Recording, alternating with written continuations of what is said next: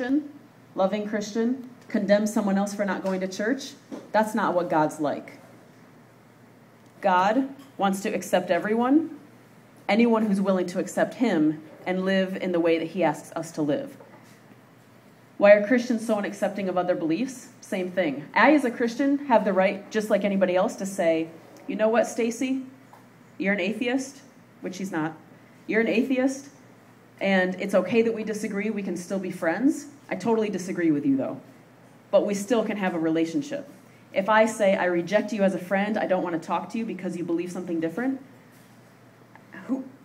I don't know where that really comes from. I think sometimes it's fear that I don't really know how to interact with him because we disagree. God wants to have a conversation with anyone, no matter what their beliefs are. So I, as a believer in God, saying to someone, I don't want to have a conversation with you because we disagree, is not being like God. Now I'll go down to the bottom and work my way back into the doozy in the middle. Why is rock music considered demonic? I don't know. Are we talking like Elvis? Are we talking like hardcore? But either way, that question revolves around two things. If the lyrics are against God, then it's against God. If the sound of the music reminds people of something else that they remember that was against God, then it's pretty typical for us to kind of group that in and to say, that must be demonic because it sounds just like this other song. There's not 1 inch of creation anywhere that you can see, anywhere around the world, any concept, any piece of technology. There's nothing that exists that God doesn't want to claim as his own. He owns all of this.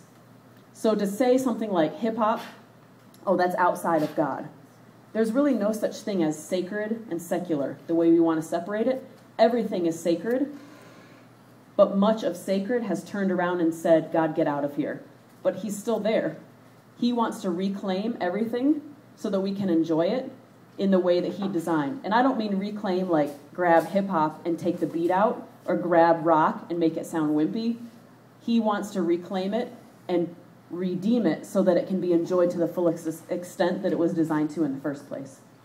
Why is Wicca magic demonized when it's so similar? I actually asked a lot about this question today because I said, similar, I don't know enough. My first thought was, it can't really, similar?